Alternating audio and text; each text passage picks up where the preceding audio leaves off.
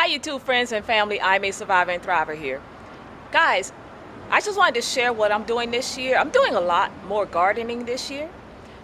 The reason being because there have been a lot of things going on with our political climate. And please, don't think that this is a political channel because it's not. This is a channel about surviving, okay? So tariffs, as you all know, have been placed on other countries for, whatever reasons.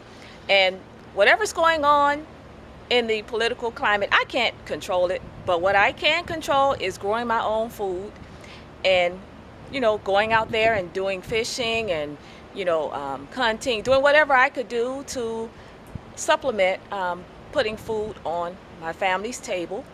And I just want to share with you what I'm doing. And with that, I also want to share with you that I've been getting lots of motivation from these 3 channels that I think you guys should try out because they give great information and they're serious about gardening. And I just want to give 3 shout outs on those channels. So first, let me show you my little garden here. Okay. I don't have much going on, but I've been successfully feeding my household as well as other family members, extended family members, with what I'm doing here. I have 17 collard green plants. I have kale growing, carrots, tomatoes, bell peppers, and this little thing here is, I think it's called a garden stock.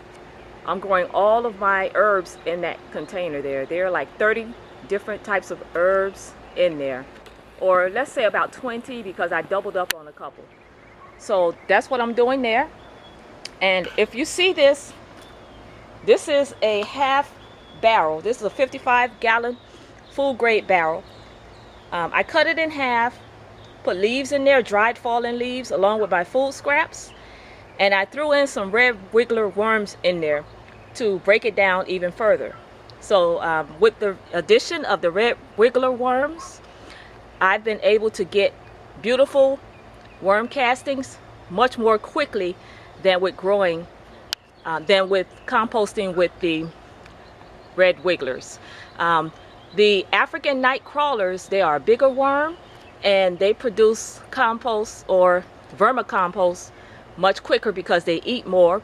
And the reason I chose them is because they tolerate heat much better than the red wigglers, because I live in a hot climate, so that's suitable for my operation. I have 2 of these bins. I have another bin on the other side of the house where I'm also growing. I have a big flower raised bed garden over there on that side as well. And I place this bin close to my plants. And what the worms do is they migrate into the other beds and they fertilize the other plants. And that's what I'm doing here. I got some inspiration from this lady. Her name is Robbie, and her gardening channel is Robbie and Gary Gardening. And the main thing that she does is she composts in place.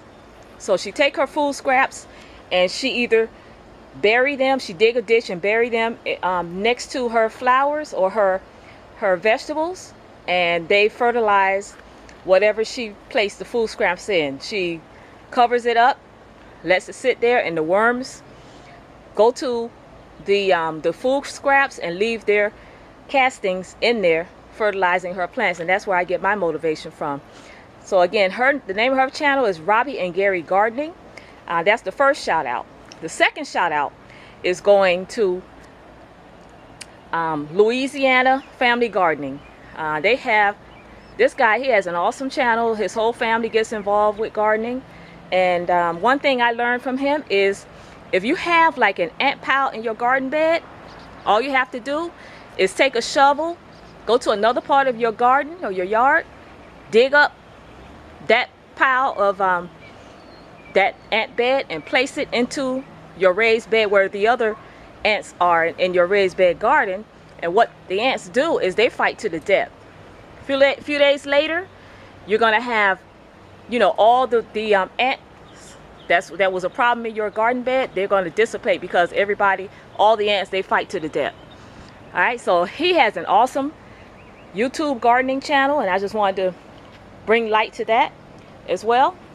And the last channel that I've been watching a lot lately is Essie's. I don't want to mess up the name, but she has a DIY and gardening channel that is awesome, and she's doing a lot of great things. She's growing a lot of great fruit and vegetables for her family, and I'm really inspired by that channel as well. Essie, you rock, and I want to thank you for all that you share.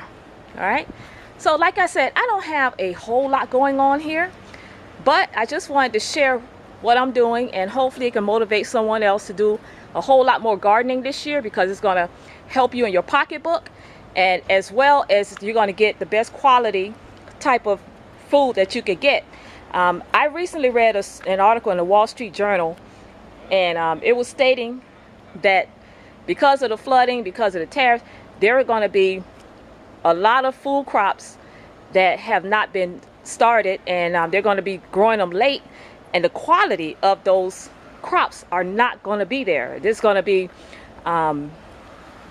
very low quality type of fruit and vegetables due to the dampening of the plants from the flooding, and there are going to be a lot of food crops that are going to be damaged with disease because of it, and as well as the problem with the tariffs, with the food prices going up. So that combination is going to make the food prices skyrocket. And why not just grow some of your own food? You understand? And save money and get the best quality type food that you could get. Also, what we've been doing is we've been iguana hunting.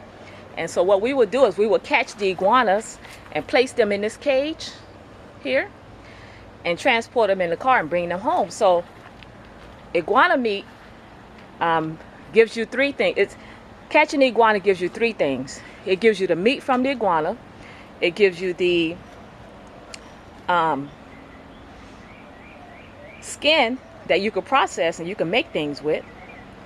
And you could also sell it if you want, because there's a market here for iguana meat. So based on that, you know, we've been, you know, catching iguanas and doing our thing with that. And this is an example of one of the iguana skins.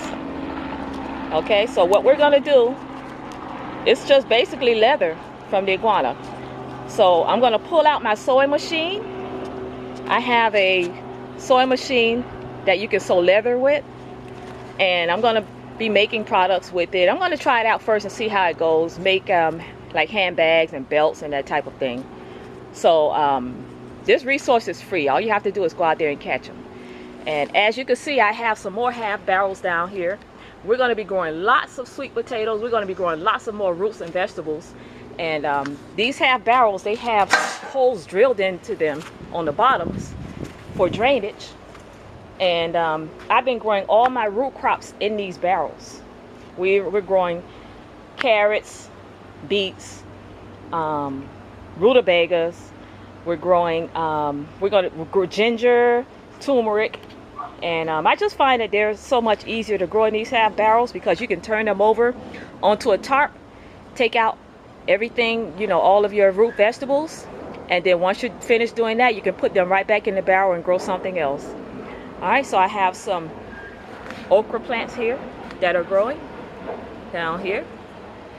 And like I said, I don't have a whole lot, but there's a sense of urgency because of what's going on with the food crops, that I'm going to be growing a whole lot more, as well as other family members of mine.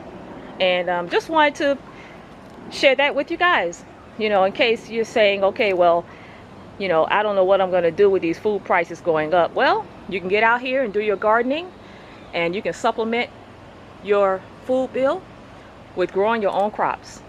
All right, so I just wanted to share that with you guys and let you know what I'm doing and what I've been busy, you know, occupying myself with.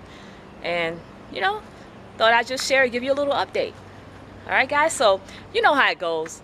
If you want to be like me, I'm a survivor and thriver. Oh, and the links to those 3 channels that I discussed in this video will be in the show more section. All right, guys, you know how it goes. You take care now.